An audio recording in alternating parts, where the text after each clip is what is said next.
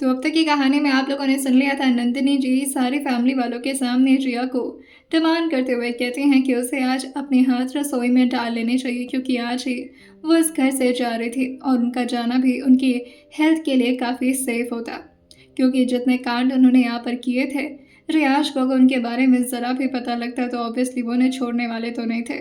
और जिया ने भी कुछ ऐसा ही सलाह उनको आज सुबह दिया था। दूसरी तरफ रियांश काफ़ी फ्रस्ट्रेशन में आकर की गाड़ी में बैठ गए थे और वो काफ़ी तेज़ से गाड़ी का दरवाज़ा बंद करते हैं। कुणाल उनकी फ्रस्ट्रेशन को अच्छी तरह से समझ पा रहा था, उसने भी अपनी गाड़ी स्टार्ट कर दी थी और उनकी गाड़ी के पीछे पीछे कुछ और गाड़ियाँ उन लोग को फॉलो करना शुरू कर दी थी। रियांश अभी काफ़ी गुस्से में थे। कुणाल उनको देखकर हल्का सा मुस्कुराता है और फिर धीरे से कहता है, आप ठीक हैं सर? रियांश काफ़ी गुस्से में उससे कहते हैं, ठीक ठीक कैसे रहूँगा मैं, एक तो ये फैमिली मेम्बर्स। वहीं कुणाल जो कहता है, कोई बात नहीं सर, मुझे लगता है कि आप लोग को फार्म हाउस में रहना चाहिए, वहाँ पर तो कोई फैमिली। रैश उसकी तरह देखते हुए कहते हैं, एग्जैक्टली कुछ ऐसा ही करने वाला हूँ मैं। वैसे भी इन लोग को और ज़्यादा दिन बर्दाश्त नहीं कर सकता, मेरा घर नहीं घंटा घर बना रखा है। वहीं रियाज अपनी शर्ट के कुछ ऊपर के बटन्स को खोलते हुए अपने स्लीव्स को ऊपर फोल्ड करते हुए कुणाल से पूछते हैं, गौरव की मॉम के बारे में तुम्हें कुछ पता करने के लिए बोला था, हुआ क्या? कुणाल जो रियांश की बात सुनते हुए हैरान होते हुए पूछता है, आप अपनी बड़ी मॉम की बात कर रहे हैं? रियांश जो कहते हैं, उन्हीं की बात कर रहा हूँ ऑब्वियसली। कुणाल जो कहता है, सर मैंने कोशिश तो बहुत की, अब सर ट्रस्ट में मैंने डॉक्टर से बोला भी वो टेस्ट कराने के लिए, लेकिन अभी उनका फिजिकल स्टेट इतना भी नॉर्मल नहीं था, इसी वजह से डॉक्टर ने मना कर दिया। मैं जब जब उनसे पूछने की कोशिश कर रहा था कि वो क्या कर रही थी पूल साइड में, तो वो बता नहीं पा रही थी। इवन उनकी पूरी बॉडी पैनिक करने लग रही थी सर, इसी वजह से मैं पता नहीं लगा पाया, पर मैंने पूरी कोशिश की। अब बस मुझे कुछ दिन का वक्त दीजिए, मैं पता लगा। उसने इतना बोला था कि तभी रियांश कहते हैं, तुमसे एक काम कहूँ और तुमसे हो जाए, ये पॉसिबल कैसे है? वेल रहने दो, मैं खुद ही अरेंज कर लूँगा और मुझे अपने तरीके से पता लगाना आता है। और फिर वो कुछ सोचते हुए अपनी बाह में सिकोड़ कर उससे कहते हैं, तुमने आज कुछ नोटिस किया? कुणाल जो पूछता है, हाँ सर, आप अपनी बात कर रहे हैं ना? वैसे नोटिस तो मैंने किया सर, आप कभी किसी के लिए इतना रोमांटिक नहीं हुए और कितना प्राउडली आपने ये टैटू और ये वहीं रियाज कहते हैं, हो गया बकवास तुम्हारा, मैं इस बारे में बात नहीं कर रहा हूँ, लूसीफर के बारे में बात कर रहा हूँ। कुणाल जो कहता है, लूसीफर से तो आज मैं मिला ही नहीं सर, कहाँ था वो? रियाज जो कहते हैं, सुबह पूल साइड एरिया से जब जिया टेम्पल में वापस आई थी तो वो काफ़ी घबराई हुई थी और उसके गोद में था लूसीफर, मतलब लूसीफर भी उस वक्त वहीं मौजूद था जब ये सारा कांड हुआ था। इट मीन्स लूसीफर को सब पता होगा। कुणाल जो कहता है, अफसोस सर, अनफॉर्चुनेटली लूसीफर हम जैसे बात नहीं कर सकता। अगर वो हिंदी बोल पाता, इवन इंग्लिश बोल पाता या कोई भी भाषा बोल पाता ना सर, तो मैं समझ जाता, लेकिन वो जैसे चाय पाए करता है, उसकी बातों से तो समझना मुश्किल होगा ना सर। मेरे आंख उसकी तरफ एक बार घूरते हैं और फिर अपने हाथ को फोल्ड करते हुए खुद से ही कहते हैं, उसकी लैंग्वेज मैं समझ सकता हूँ। I think he is the best way जिससे मैं उनकी सच्चाई पता लगा सकता हूँ, क्योंकि जिया तो कुछ बताने से नहीं रही। कुणाल जो पूछता है, और वो क्यों सर, वो तो बता सकती है ना? रियाज जो कहते हैं, क्योंकि वो डरती है मुझसे और स्पेशली मेरे गुस्से से।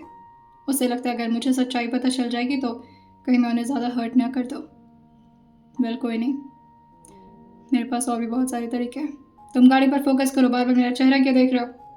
रियाज बस इस वक्त गुस्से में थे और उन्हें कहीं ना कहीं तो अपना गुस्सा निकालना ही था। कुणाल तुरंत ही सामने की तरफ देख करके दोबारा से ड्राइविंग पर फोकस करने लगता है। खड़ी थी वहीं जिया के साथ अब सारी लड़कियां आकर बैठ गई थी और सब लोग बार बार रियांश रियांश करके हूट कर रहे थे और जिया को चढ़ाए जा रहे थे। वहीं मृदुल जो उसके हाथ पर अपना हाथ रखते हुए कहती है, मानना पड़ेगा जिया, सिर्फ दिखने में ही तुम काफ़ी बोल रही हो, बाकी। वहीं राधिका जो कहती है, क्यों परेशान कर रही हो उसे, अब जाने भी दो, नए कपल हैं, ये सब नहीं करेंगे तो फिर क्या करेंगे, एक साथ बैठकर आरती करेंगे। तभी जिया की नजर जाती है सामने गौरव, दर्शन और वीर पर, जो मिल करके लूसीफर को परेशान किए जा रहे थे। लूसीफर बेचारा जो इस वक्त डाइनिंग टेबल पर चढ़ा हुआ इधर उधर भाग रहा था और वहीं गौरव जो उसे परेशान करते हुए उसके मुंह पर तो कभी उसके पीठ पर फ्रूट्स फेंके जा रहा था।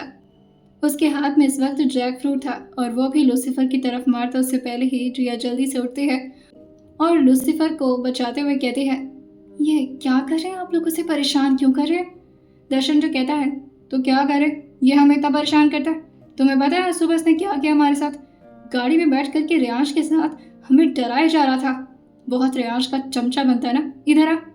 वहीं दर्शन, वीर और गौरव जो तीनों के तीनों मिल करके उसे अपने हाथ में पकड़ते उससे पहले ही जिया उन लोग को रोकते हुए कहती है, छोटा बच्चा है, आप लोग क्या करें, थोड़ी तो तरस खाइए।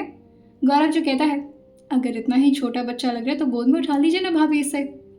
जैसे ही गौरव ने इतना बोला था, जिया जो कहती है, या एग्जैक्टली, मुझे ऐसे ही करना चाहिए, इसे बचाने के लिए मैं गोद में तो उठा ही सकती हूँ। और ये बोलकर वो झट से उसे अपने गोद में उठा लेती है। जैसे ही गौरव, वीर और दर्शन ने यह देखा था, तीनों की तीनों हैरान होकर के एक दूसरे के हाथ पकड़ लेते हैं।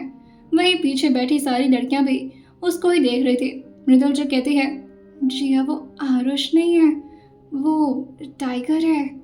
वहीं जिया जो कहती है, ये रियाज जी के बच्चे जैसा है और वैसे बहुत प्यार करते हैं, तो इसलिए आप लोग इसे हर्ट नहीं कर सकते। और ये बोलकर वो जल्दी जल्दी अपने रूम की तरफ भागने लगती है, क्योंकि उसे तो वैसे भी बहाना चाहिए था। जिस तरह से उसे लगातार सब लोग रियांश रियांश करके टीज कर रहे थे, ऑब्वियसली उसे बचना था उन सारी बातों से। जैसे ही जिया अपने रूम के अंदर भाग कर आई थी, वो मुस्कुराते हुए लूसीफर को देखती और हाँफते हुए कहती है, दोनों बच गए। वैसे वो तीनों तुम्हें मार क्यों रहे थे, और तुम उन्हें डरा भी नहीं रहे थे? इतना सीधा नहीं बनते इस दुनिया में, सीधे बनोगे ना तो सब लोग ऐसे ही परेशान करेंगे। बोलकर वो उसे काउच पर ले जा करके बैठाती है और उसके साथ बैठते हुए कहती है, वैसे तुम वाकई में बहुत प्यारे हो, मैं खामखा तुमसे डरती थी, है ना? और ये बोलकर जिया जो नीचे की तरफ बैठती है और अपने सूट को ठीक करते हुए अपना चेहरा और अपना हाथ आगे बढ़ाते हुए उसके गाल पर धीरे से हाथ रखते हुए कहती है, तुमने आज जो मेरे लिए किया है ना, उसके लिए थैंक यू शब्द बहुत छोटा है।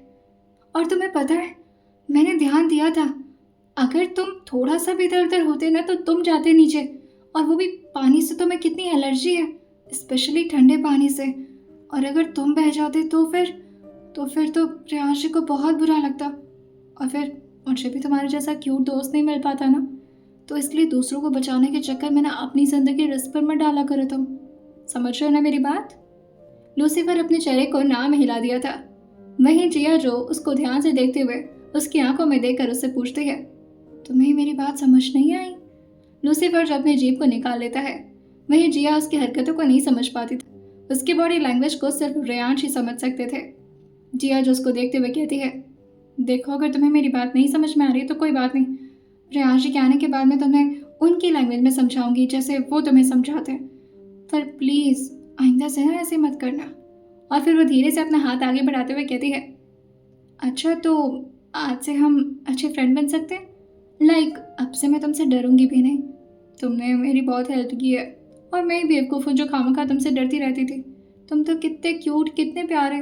अभी वो इतना बोली थी कि तभी लूसीफर धीरे से अपना हाथ ले जा करके जिया के हाथ पे रख देता है और एक आई विंक कर देता है, यानी उसने बस अपने एक आंख की पलक झपकाई थी। जिया से देख करके हैरान होते हुए कहती है, अरे वाह, तुम्हें तो मेरी सारी बात समझ में आ रही है।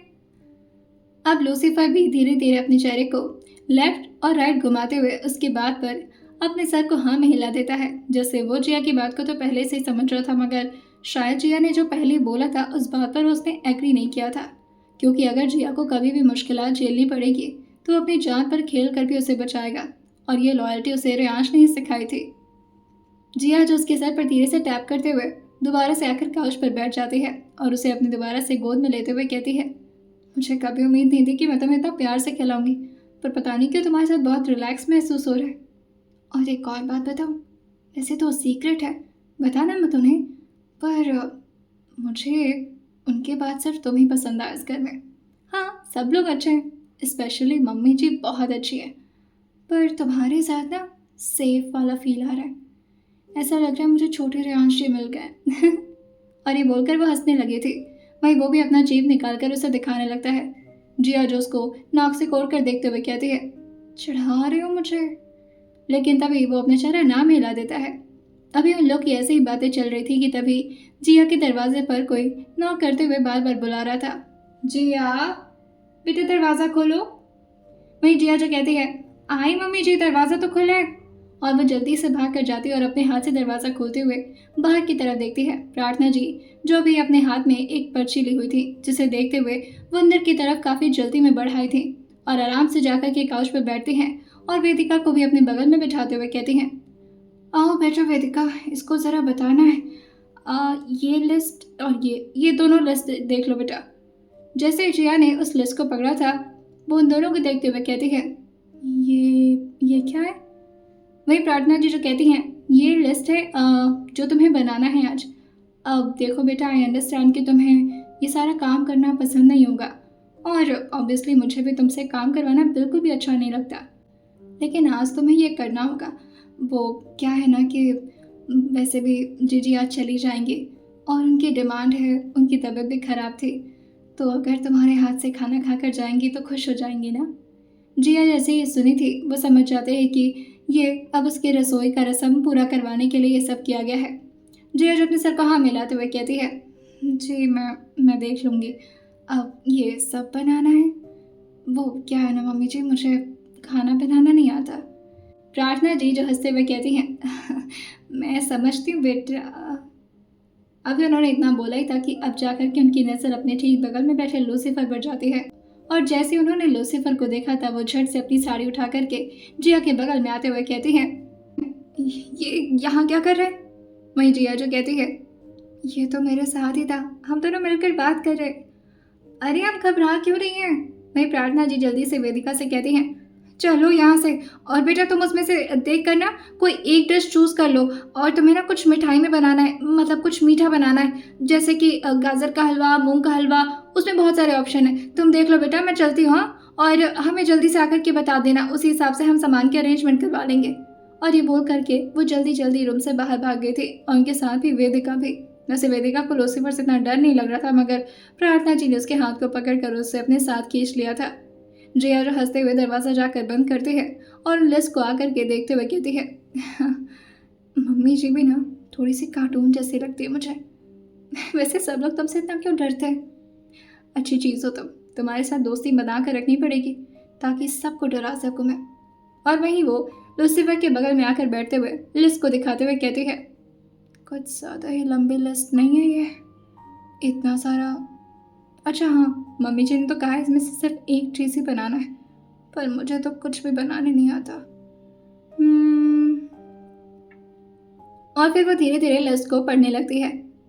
मूंग का हलवा, गाजर का हलवा, आटा का हलवा, खीर, और ये क्या है? कस्टर्ड, फ्रूट कस्टर्ड, बाप रे, रसमलाई, इमरती। मैं ये सब, इन सब में से तो मुझे कुछ बनाने नहीं आता। अरे तुम्हें कहाँ से ये सब पसंद होगा? तुम्हें तो रैबिट का मीट वगैरह खाते होगे ना तुम मिठाई में, वही तुम्हें मीठा लगता होगा। वही लूसीफर उसको बस देख रहा था, जैसे उसे जिया की बात बुरी लग रही हो। जिया जो खड़े होते हुए कहती है, कोई बात नहीं, मैं खुद ही डिसाइड कर लूँगी। और वो उसके सामने इधर उधर टहलते हुए बार बार लिस्ट को पढ़े जा रहे थे, लेकिन लगभग 10-15 बार पढ़ने के बावजूद भी जिया को समझ नहीं आता कि वो क्या बनाए। और जिया दोबारा से थक कर काउच पर बैठते हुए कहती है, सबसे ईजी क्या हो सकता है? वैसे तो मेरे लिए कुछ भी ईजी नहीं है। जिया ने बचपन से ही किचन में कभी काम नहीं किया था, क्योंकि उसके घर वाले उससे कभी काम नहीं करवाते थे। किचन में घुसना भी उसे बहुत ही कम ही अलाउड होता था, जिसकी वजह से अब जिया के लिए तो ये बहुत बड़ी बात थी कि वो कुछ भी बना पाए। और उससे भी बड़ी बात यह थी कि जिया ये डिसाइड कर पाए कि वो क्या बनाएगी। वहीं जिया इस बारे में सोच रही थी कि तभी उसकी नजर जाती है टेबल पर रखे एक टेलीफोन पर, जिसे देखकर जिया हल्का सा मुस्कुराती है और फिर लूसीफर को हल्का सा अपने हाथ से गुदगुदाते हुए कहती है, रुको, इस बारे में हम किसी और से डिस्कस करेंगे। और ये बोलकर वो जैसे ही अभी फ़ोन उठाकर नंबर डायल की थी, दूसरी तरफ से रिंग तो पूरी जाती है और जिया काफ़ी एक्साइटेड भी थी, मगर फ़ोन नहीं उठता। लेकिन जिया भी कहाँ हार मानने वालों में से थी।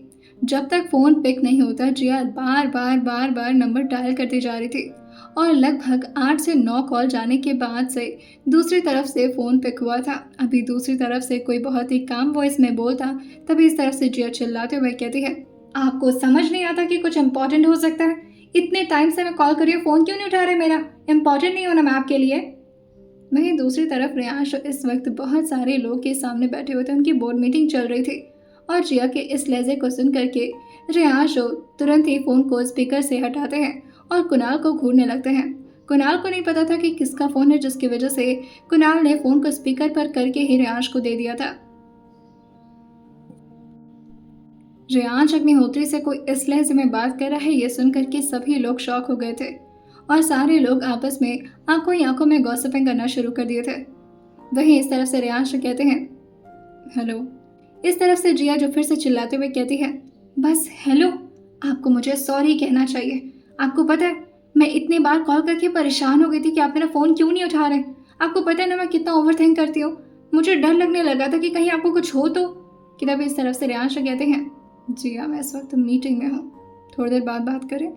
जिया जो कहती है वाह, तो मतलब आपको अपनी बीवी के फीलिंग, उसके इमोशन, उसकी प्रॉब्लम से ज़्यादा इम्पोर्टेंट आपको अपनी मीटिंग लग रही है। जिस तरह से इस वक्त जिया बात कर रही थी, रेयांश भी उसको लेकर के थोड़ा सीरियस हो गए थे और वो अपना हाथ दिखाते हुए सबसे कहते हैं I'll be here in next 5 minutes, just wait। और ये बोलकर वो अभी अपने रूम से बाहर जाते हैं, लेकिन तभी कुणाल भी उनके पीछे पीछे आने लगा था। रेयांश और कुणाल को घूरते हुए कहते हैं मेरे पीछे पीछे कहाँ आ रहे हो। कुणाल जो कहता है सर आपके साथ ही रहूं। लेकिन तभी रेयांश कहते हैं ये जो तुमने रायता फैला है ना, जा करके पहले उसे समेटो, तब तक मैं अपनी बीवी से बात करता हूँ। और हाँ, मेक श्योर कि वो कुछ भी गॉसिप ना करे मेरे बारे में। वही कुणाल जब ने सर को बस हाँ में हिला दिया था और दोबारा से वो कॉन्फ्रेंस रूम में चला जाता है। रेयांश अपने कैबिन में आकर के टेबल से टिकते हुए जिया से पूछते हैं क्या हो गया तुम्हें, और इस तरह मुझे कॉल क्यों करी थी बार बार। जिया जो कहती है क्योंकि मुझे आपकी टेंशन हो रही थी। आपने 3-4 बार फ़ोन नहीं उठाया, समझ में आता, लेकिन 8 बार कौन फ़ोन नहीं उठाता बाबा। वही रेयांश कहते हैं जिया क्योंकि फ़ोन मेरे पास नहीं था, इस वजह से मैंने फ़ोन नहीं उठाया। और कुछ बात है, कुछ इम्पोर्टेंट है, कोई परेशानी है तो बताओ मुझे। जिया जो कहती है अब क्या बताऊँ आपको, खामखा मुझे तो आप खुद परेशान कर दिए थे। मैं पहले ही से इतना ज़्यादा फ्रस्ट्रेट थी, ऊपर से आपने अच्छा छोड़िए, वैसे फ़ोन क्यों नहीं उठाया मेरा।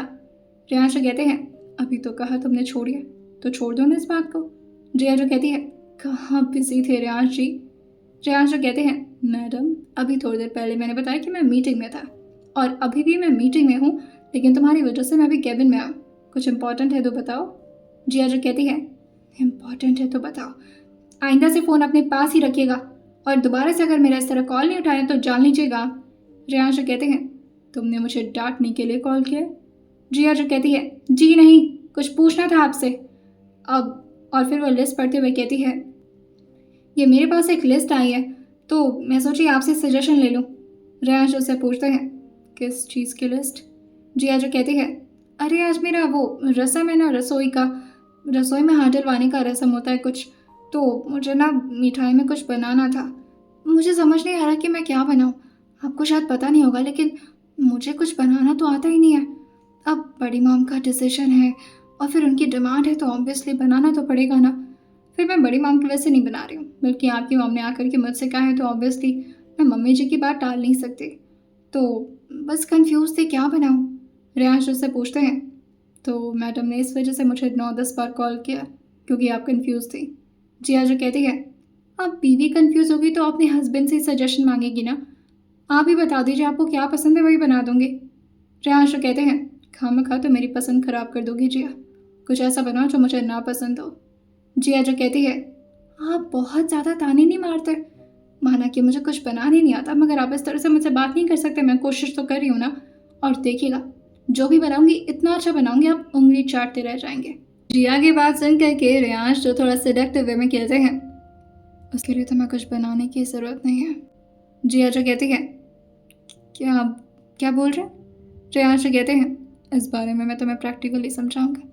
वेल तुम्हें जो बनाना है तुम बना सकती हो, ऐसा कुछ स्पेशल ओपिनियन नहीं है मेरा। जिया जो कहती है अरे प्लीज़ बता दीजिए आपको क्या पसंद है, आप बताइए ना। रेयांश कहते हैं ठीक है फिर, मुझे पता है आज के बाद वो चीज़ मुझे पसंद नहीं रहने वाली, पर ठीक है तुम पूछ रहे तो बता देता हूँ, मुझे गाजर का हलवा ज़्यादा बेटर लगता है। जिया जो कहती है गाजर का हलवा, ठीक है मैं जा रही हूँ प्रैक्टिस करने। रेयांश कहते हैं वो कोई कुंफू कराटे नहीं जिसकी तुम प्रैक्टिस करोगी। जिया जो कहती है अरे उसके बारे में पढ़ना तो पड़ेगा ना कि उसमें क्या क्या पढ़ता है। रेयांश कहते हैं अच्छे से तैयारी करो और उम्मीद करता हूँ कि हाँ सब लोग ठीक ठाक रहें। जिया जो पूछती है क्यों कुछ होने वाला है क्या किसी को। रेयांश कहते हैं तुम्हारे गाजर का हलवा खाने के बाद आओ, बस ठीक, कुछ भी हो सकता है किसी को। जिया जो कहती है, आप भी ना क्यों इतना तंग करते हैं मुझे। मेरे रेहान से कहते हैं, अच्छा अच्छा एक और बात, वो मैं ये कह रहा था कि कोशिश करना कि ज़्यादा से ज़्यादा अपने हाथ से बना गाजर का हलवा तुम बड़ी मॉम को ही खिलाओ। जिया जो कहती है, और वो क्यों। रेहान से कहते हैं, क्योंकि फिर मुझे कुछ करने की ज़रूरत नहीं पड़ेगी, हो सकता हो वही खाकर वो टपक जाए। जिया जो फ़ोन ज़ोर से रखते हुए कहती है, आपसे तो मैं कभी बात नहीं करूँगी, फ़ोन रखिए आप। वहीं पीछे लूसीफर जो चुपचाप जिया को देख रहा था। वहीं जिया जो दोबारा से आकर के लूसीफर के बगल में बैठते हुए कहती है, अब हम दोनों एक टीम में हैं। इन्हें इतना परेशान करेंगे ना, इतना परेशान करेंगे कि ये रो देंगे। कितने गंदे हैं ये। मैं इनकी फेवरेट चीज़ पूछ रही हूँ और ये मुझे बस परेशान कर रहे हैं। कभी इमोशनल और सीरियस तो होते ही नहीं है, गंदे कहेंगे। वहीं लूसीफर चुपचाप बस जिया की बातों को सुन रहा था। जिया फिर से लूसीफर की तरफ जारा करती है और तुरंत ही उसे अपने गोद में उठाते हुए कहती है, एक तुम ही तो हो जो मेरी फीलिंग समझते हो। चलो आज साथ में हम दोनों मिलकर के गाजर का हलवा बनाएंगे और मम्मी से चल के बोल भी देते हैं कि गाजर के हलवे का सामान अरेंज करें। और वो तुरंत ही उसे अपने गोद में लेकर के नीचे पहुंच जाती है। नीचे आकर के वो प्रार्थना जी से कहती है, मम्मी जी गाजर का हलवा बनाऊंगी मैं, आप उसी के सामान अरेंज करवाइएगा। प्रार्थना जी जो कहती हैं, अरे वाह, ये तो मेरे बेटे को बहुत पसंद है, अच्छा है तुम यही बना रही हो। वहीं जी अपने सर को हाँ मिला देती है। वहीं वासना वेदिका जो कहती है, क्या बात है भाभी, आपको तो भाई की पसंद के बारे में बहुत कुछ पता है। जिया जो कहती है, हाँ बस मैंने तो बस यूं ही बोल दिया था, मुझे नहीं पता था कि उनको ये पसंद है। वैसे तो जिया के चेहरे पर साफ नजर आ रहा था कि वो झूठ बोल रही है, लेकिन कोई उससे कुछ नहीं कहता। जिया जो वासना से कहती है, आप दोनों में से किसी का फ़ोन अगर फ्री हो तो मिल जाएगा क्या। वेदिका जो से पूछती है, क्यों भाभी। जिया जो लूसीफर को एक बार देखती है और फिर धीरे से कहती है, वो क्या है ना, मुझे कुछ बनाना नहीं आता तो थोड़ा सीखना था मुझे। वासना वेदिका जो जिया की हेल्प करते हुए कहती है, कोई बात नहीं, हम आपको सिखाएंगे उसकी रेसिपी। और फिर वो अपना फ़ोन देते हुए कहती है, लीजिए। जिया उसका फ़ोन ले करके तुरंत से अपने रूम में आ गई थी ताकि वो अच्छी तरह से अपने एक एक स्टेप को नोट डाउन कर सके। रियांश दोबारा से अपने कॉन्फ्रेंस मीटिंग को ज्वाइन कर लिए थे। थोड़ी देर में उन लोग की मीटिंग खत्म होती है और रियांश और कुणाल से पूछते हैं, शिवानी और नेहा दी पहुँच गई। कुणाल को पहले ही रियांश ने ऑर्डर दिया था कि शिवानी और नेहा दी, क्योंकि वो इस वक्त अकेले हैं, उन्हें जिया के साथ रख देना चाहिए। कुणाल जो कहता है, सर शिवानी की अजायर उसे लेने के लिए आ गए थे, इस वजह से सिर्फ इस वक्त नेहा मैम ही है। रियांश कहते हैं, ठीक है, एक काम करो, तुम डायरेक्टली रिजॉर्ट में पहुंचो और उन्हें लेकर के घर पर पहुंचना, मैं घर जा रहा हूँ। कुणाल जो कहता है, सर इतना जल्दी। रियांश कहते हैं, कोई खास इंपॉर्टेंट काम नहीं और फिर मुझे घर पे कुछ ज़रूरी काम है, तुम लेकर पहुंचो उन्हें, मैं निकल रहा हूँ। थोड़ा देर अच्छी तरह से प्रिपरेशन करने के बाद जिया जो अपने एक एक स्टेप को नोट डाउन कर चुकी थी और वो लूसीफर के बगल में फ़ोन रखते हुए कहती है, चलो ठीक है, मैं नहा कर आती हूँ तैयार होकर, फिर हम साथ में चलेंगे किचन में। और ये बोलकर वो जल्दी से अपना एक कपड़ा निकालती है और बाथरूम की तरफ दौड़ जाती है। एक तरफ कुणाल जो नेहा को लेने के लिए चला गया था और वहीं दूसरी तरफ रेयांश जो मेंशन की तरफ आ रहे थे। राजनंदिनी जी ने इस वक्त अपने रूम का दरवाज़ा अंदर से लॉक कर रखा था और जैसे उन्हें कुछ भी खटपट की आवाज़ आती वो बार बार चिहुक चिहुक कर इधर उधर देखने लग रही थी। वो इस वक्त फ़ोन पर किसी से बात करते हुए कहती हैं, मैंने पूरी कोशिश कर ली, लेकिन अब मुझे लगता है कि मुझे यहाँ से निकलना ही पड़ेगा। अब आपकी जिम्मेदारी है वो लड़की, जिस भी हिसाब से संभालना है संभाल लीजिए उसे। वहीं दूसरी तरफ से जयशंकर तिवारी जो कहते हैं, वो लड़की बार बार मेरे हाथों से बच जा रही है, पता नहीं कैसे मरेगी वो, लेकिन इस वक्त मैं सामने से कोई वार नहीं कर सकता। वैसे भी अक्षत के बारे में पता चला है मुझे, बहुत बुरी मौत मरा है वो, और तब से मेरी तो हिम्मत नहीं हो रही कि मैं उस आदमी का नाम भी अपने मुंह पर लूं। इस तरफ से नंदिनी जी जो कहती हैं, तो सोचिए मेरी क्या हालत हो रही होगी, इस वक्त उसी के घर में हूँ मैं और उसकी बीवी के साथ ये सब करने के बाद मुझे बहुत डर लग रहा है। मुझे लगता है कि मुझे जल्द से जल्द यहाँ से निकलना चाहिए। वैसे तो मैं पूरी तरह कोशिश कर रही हूँ कि मैं अच्छी तरह एक्ट करूँ और किसी को भी शक ना होने दूँ, मगर अगर वो रेहान है वो पता लगा लेगा। और एक तो उसका वो लूसीफर, उसी ने आज जिया को बचाया, वरना वो तो आज पानी में होती। और जिस हिसाब से आपने बताया था कि उसे ना तो तैरने आता है और उसे हाइट से भी काफ़ी डर लगता है, वो लड़की हार्ट अटैक से ही मर जाती। लेकिन अफसोस, अफसोस कि वो फिर से बच गई। और इसके बाद अब मैं कोई नेक्स्ट ट्राई नहीं दे पाऊंगी। अब आपकी जिम्मेदारी है, बाकी मैं फ़ोन। अभी उन्होंने इतना बोला था कि उनके दरवाजे पर कोई बहुत ही तेज़ अपने हाथ को मार रहा था, जिससे तुरंत ही राजनंदिनी जी फ़ोन कट करती हैं और धीरे से उठते हुए, अपनी दोबारा से एक्टिंग को जारी करते हुए, धीरे से दरवाज़ा खोल करके बाहर की तरफ देखती हैं। जैसे ही अभी वो दरवाज़ा खोल कर देखी थी, दरवाजे पर कोई ज़ोर से अपना हाथ रखता है और पीछे की तरफ पुश करने लगता है, जिससे नंदिनी जी हल्का सा डिसबैलेंस हो जाती हैं। अभी वो गिर पाती उससे पहले ही एक मजबूत हाथ जो कि उनके बाजू पर कसता है और उन्हें ठीक करते हुए खड़ा करता है। नंदिनी जी सामने देख करके और ज़्यादा घबराने लगी थी और वो अपने आप को संभालते हुए जैसे तैसे करके अपनी मुट्ठी बंद करते हुए कहती हैं, बेटा तुम। रियाज उनको देख करके उनके गाल पर हल्का सा हाथ रखते हुए कहते हैं, आप ठीक हैं? जिस लहजे में इस वक्त वो बात कर रहे थे, ना तो उनके चेहरे पर कोई एक्सप्रेशन था और ना ही उनकी हरकतों से कुछ पता चल रहा था कि आखिर वो इस वक्त सोच क्या रहे हैं। नंदिनी जी जो उनकी आंखों से तुरंत ही अपनी नज़र को हटाती हैं और इधर उधर देखते हुए कहती हैं, हाँ हाँ हाँ मैं तो ठीक हूँ बेटा, तुम यहाँ कैसे? रेहान उन्हें पीछे की तरफ ले जाकर के बैठाते हैं और खुद भी आकर के दरवाज़ा अंदर से लॉक कर देते हैं। नंदिनी जी जो थोड़ा डरते हुए चुपचाप जाकर के बेड पर बैठ गई थी और उन्होंने अपने आप को ब्लैंकेट से कवर कर लिया था। वैसे वो इस वक्त खुद को नहीं बल्कि अपने फ़ोन को कवर कर रही थी, क्योंकि वो नहीं चाहती थी कि रियांश किसी भी हालत में ये जान पाए कि उनकी बात जयशंकर तिवारी से होती है। वही रियांश और चेयर ले आकर के उनके सामने बैठते हुए कहते, आपको याद है एक बार आपने मेरी बीवी के कैरेक्टर के बारे में कुछ बोला था, उसके बाद आपकी वो रात कैसे बीती थी? याद है या भूल गए आप? नंदिनी जी को याद आता है जिस तरह से लूसीफर रात भर उनके सीने पर चढ़ा था, उनकी हालत कितनी बुरी हो रखी थी। थोड़ी देर तो उनकी पूरी बॉडी पैरालाइज भी हो गई थी। वहीं तुरंत ही नंदिनी जी अपना सर हाँ में हिलाते हुए कहती हैं, हाँ मुझे याद है, अच्छी तरह से याद है, पर इस बारे में बात क्यों कर? कि तभी रेयांश कहते हैं, मैं सोच रहा हूँ इस बार अपने लूसीफर के लिए मीट की अरेंजमेंट ना करो। वैसे भी आप तो काफ़ी पसंद आ गई हैं उसे, और पिछली बार बताया भी था कि अगर वो किसी को एक बार पसंद कर लेता है ना, तो उसे अपना ब्रेकफास्ट समझकर खा जाता है, और आप तो सुधरने से रही नहीं।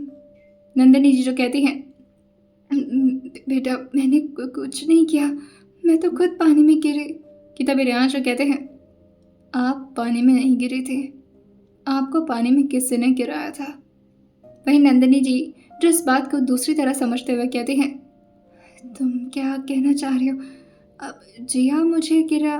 कि तभी रेयांश कहते हैं, वो खुद गिर जाएगी लेकिन किसी और को हर्ट नहीं करेगी। अपनी बीवी को अच्छी तरह से जानता हूँ मैं। लूसीफर वहाँ पर क्यों गया था? क्या लूसीफर ने आपको धक्का मारा? नंदिनी जी जो इस वक्त रेयांश की बात समझ नहीं पा रही थी कि रेयांश किस तरफ से बोल रहे हैं, जिया की तरफ से या फिर नंदिनी जी की तरफ से। रेयांश कहते हैं, आप बताइए मुझे, क्या उसने आपको हर्ट करने की कोशिश की बड़ी मॉम? रेयांश के लहजे में दोबारा से एक प्यार सा झलकने लगा था, जिसे देख करके नंदिनी जी थोड़ा रिलैक्स होते हुए कहती हैं, हाँ बेटा, उसी ने मुझे धक्का दिया था, मैं गिर गई अंदर और फिर जिया ने मुझे जैसे तैसे करके तुम लोगों से कहकर बचवा लिया, वरना मैं तो मर जाती। कि तब रेयांश कहते हैं, ओह, मतलब लूसीफर ने आपके साथ इतना गलत किया है? पूछना पड़ेगा उससे कि आखिर उसने ये सब किया क्यों। अब नंदिनी जी को तो अच्छे से पता था कि लूसीफर की लैंग्वेज ऑब्वियसली इंसानों की तरह तो होती नहीं है जिसकी बात रेयांश समझ पाएंगे। इस वजह से और ज़्यादा चिल होते हुए कहती हैं, हाँ पूछना उससे आखिर उसने मुझे हर्ट क्यों करने की कोशिश की, भला मैंने उसका क्या बुरा किया है? रेयांश अपने लूसीफर के बारे में काफ़ी प्राउडली उनसे बताते हैं, मेरा लूसीफर मुझे लेकर बहुत लॉयल है, और मेरे अलावा अगर वो सच में किसी से प्यार करता है तो वो जिया है, क्योंकि उसे पता है कि उसका बॉस अपनी वाइफ को लेकर कितना ज़्यादा सीरियस है। कहीं आपने मेरी जिया को हर्ट करने की तो कोशिश नहीं की ना उसके सामने? वहीं जैसे नंदिनी जी ये सुनी थी, वो हल्का सा पीछे होते हुए अपने सर को दोबारा से नाम हिलाने लगी थी। रियांश उनके हाथ पर अपना हाथ रखते हुए कहते हैं, मैं आपको बता रहा हूँ, अगर उसे पता चला कि आपने मेरी जिया को हर्ट किया है या फिर मुझे हर्ट करने की कोशिश की है, तो वो आपको नहीं छोड़ेगा, कच्चा चबा जाएगा आपको। जैसे ही नंदिनी जी ये सुनी थी, उनके माथे पर पसीने आने लगे थे। रियांश कहते हैं, वेल, अगर आप मुझे ये बात खुद बता दें तो मैं आपको लूसीफर से दूर रखूंगा, वरना अगर वो किसी को मारने पर आता है तो बहुत बुरी मौत देता है। वो सिर्फ दिखने में बच्चा है, उसके खूनखार दांत देखे हैं ना आपने। नंदिनी जी जो खुद ही कांपते हुए एडमिट करते हुए कहती हैं, हाँ, मैं जिया को धक्का मैंने दी। लेकिन जैसे अभी वो पूरी बात कंप्लीट कर पाती, अब जाकर के रियांश का मैनिपुलेटर वाला दिमाग उनको समझ में आया था। और जैसे ही रियांश ने उनके मुंह से हाफ स्टेटमेंट ही सुना था, वो झट से खड़े होते हुए कहते हैं, ओके, आपको देखता हूँ मैं। अभी आप घर पर हैं इसलिए सेफ हैं, घर से बाहर निकलिए आप। और ये बोल करके वो बस रूम से बाहर निकल गए थे। नंदिनी जी जो अपने ही दोनों हाथ अपने सर पर रखते हुए कहती हैं, ये क्या कर दिया मैंने, ये क्या क्या कर क्या दिया मैंने। अब तो वो मुझे नहीं छोड़ेगा, उसे सब मैंने खुद ही अपने मुंह से बता दिया। मैं भी कितनी गधी हूँ, वो मेरा बच्चा होने के बाद भी इतना दिमाग कैसे। वही रियांश आराम से अब रूम से बाहर आ रहे थे। प्रार्थना जी जो रियांश को बड़ी मॉम के रूम से बाहर आता देख करके उनके कंधे पर हाथ चलाते हुए कहती हैं, क्या बात है, आजकल बड़ी मॉम से कुछ ज़्यादा ही अटैच हो रहे मेरे बच्चे, अपनी मम्मा को भूल तो नहीं गए। रियांश उनकी बात सुन करके धीरे से उनके गाल पर हाथ रखते हुए कहते हैं, आप ही मेरी मॉम है और हमेशा आप ही रहेंगे, किसी और को आपकी जगह नहीं मिलने वाली। रियांश ने बहुत ही स्वीटली कहा था। प्रार्थना जी ये सुन करके हैरान होते हुए कहती हैं, तुम्हारी तबीयत तो ठीक है ना, इस तरह से तो कभी बात नहीं करते मुझसे। वहीं रियांश उनका हाथ अपने हाथ में लेते हुए कहते हैं, शायद अब तक नहीं करता था, पर अब मुझे समझ में आ रहा है कि मॉम कितनी अच्छी चीज़ होती है, जिसके पास नहीं होती उसे पता होता है। Thank you for everything mom. और ये बोलकर अचानक ही वो उनको गले लगा लिए थे। प्रार्थना जी को समझ नहीं आ रहा था कि आखिर उनके बेटे को हो क्या गया है, क्योंकि आज तक रियांश ने कभी भी इस तरह से बिहेव नहीं किया था। रियांश उनसे अलग होते हैं और फिर अपने रूम की तरफ चले जाते हैं। वहीं प्रार्थना जी जो मुस्कुराते हुए कहती हैं, जिसे ढूंढने के लिए तुम कमरे में जा रहे हो वो कहीं और है। रियांश पीछे मुड़ते हुए कहते हैं, आपने अभी से उसे काम पर लगा दिया। प्रार्थना जी जो कहती हैं, वो खुद अभी से काम पर लग गई है, कह रही है थोड़ा प्रैक्टिस करना पड़ेगा, तभी से किचन में घुसी हुई है, मैंने नहीं लगाया उसे।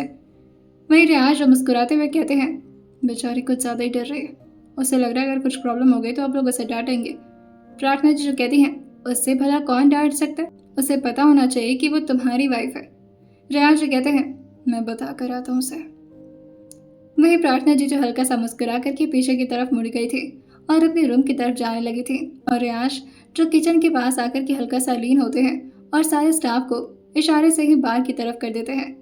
एक एक स्टाफ बाहर जाने लगी थी। जिया उन सबको देखते हुए कहती है, अरे कहाँ जा रहे हैं आप लोग, मैं अकेले ये सब नहीं कर पाऊंगी, हेलो। लेकिन जैसे जैसे सब लोग जा रहे थे, जिया भी पीछे मुड़कर देखते हुए कहती है, हाँ जी हालत।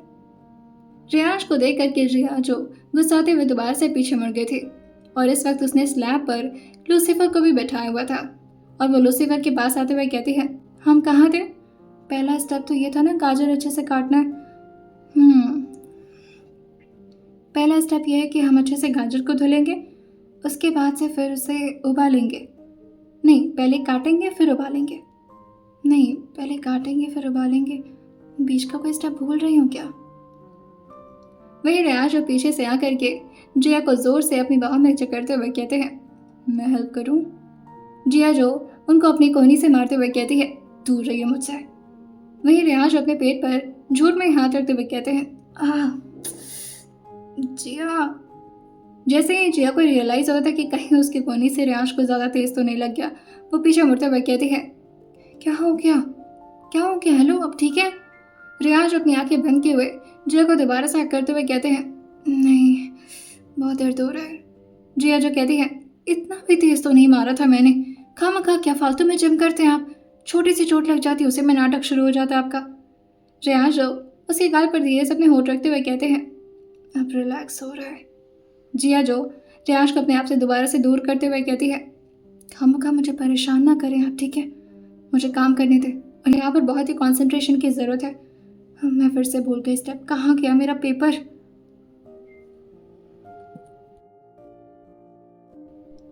रियांश जो साइड में जा करके लूसीफर को अपनी गोद में उठाए थे और आकर के आराम से स्लैब पर बैठते हुए जिया की तरफ देखने लगे थे।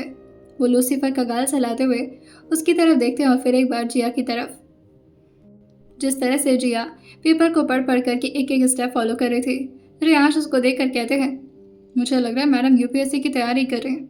इतना भी क्या टेंशन लेना, अगर थोड़ा ख़राब हो गया तो चल जाएगा। जिया जो कहती है, आपको नहीं पता है मेरे लिए कितना ज़्यादा मुश्किल का काम है। शक्कर शक्कर शक्कर कहाँ है? वे रियांश जो कहते हैं, संभल करके, शक्कर की जगह कहीं नमक में डाल देना तुम। जिया जो कहती है, अब इतनी भी बेवकूफ़ नहीं हूँ मैं। और वो शुगर का डब्बा लेती है और उसे खोल कर देखती है, लेकिन अभी वो उसमें से स्पून निकाल करके डालती उससे पहले ही रियांश उसको रोकते हुए कहते हैं, पहले टेस्ट करो। जिया जो कहती है, कोई ज़रूरत नहीं है, ये शक्कर ही है। वही रियांश जो कहते हैं, पहले टेस्ट करो। जिया जो कहती है, जी महाराज, ओके। और वो धीरे से जैसे ही अपनी जीभ पर उसको लगाई थी, वो झट से अपनी आंखें बंद करते हुए कहती है, शिट। रियांश उससे पूछते हैं, क्या हुआ? शुगर पाउडर है ना, डाल दो। जिया जो कहती है, किचन में ज़्यादा रहते हैं क्या आप? मुझसे ज़्यादा तो आपको पता है ये सब। रियांश उससे कहते हैं, किचन में रहने से मतलब नहीं होता, दिमाग होना चाहिए हर चीज़ के लिए। वहीं जिया आप शुगर का पाउडर लेती है और उसमें डालते हुए उसको बंद कर देती है। रियांश कहते हैं, तो मेरी कोई हेल्प नहीं चाहिए? जिया जो कहती है, थैंक यू। रियांश कहते हैं, इतना रूखा सूखा थैंक यू मैं एक्सेप्ट नहीं करूँगा। जिया जो उनसे कहती है, किचन है ये, संभल कर की बात करें, आसपास बहुत सारे लोग बैठे हुए हैं। रियांश उधर उधर देखते हैं और फिर लूसीफर को भी इधर उधर दिखाते हुए कहते हैं, कोई दिख रहा है क्या तुम्हें यहाँ पर? रियांश और लूसीफर दोनों एक साथ अपने सिर को नाम हिलाते हैं और रियांश उससे कहते हैं, यहाँ पर कोई नहीं है, तो अच्छी तरह से थैंक्स करो मुझे, वरना गड़बड़ हो जाएगा तुम्हारा हलवा। वहीं जिया जो लूसीफर को घूरते हुए कहती है, तुम तो मेरी टीम में थे, अचानक से अपना टीम कैसे बदल लिया तुम?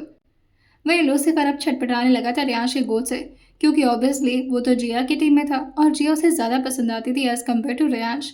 हाँ, ऑब्वियसली वो रियांश को पसंद करता था और उन्हें अपना बॉस भी मानता था, मगर उसे भी अच्छे से पता था कि रियांश की जान बसती है जिया में।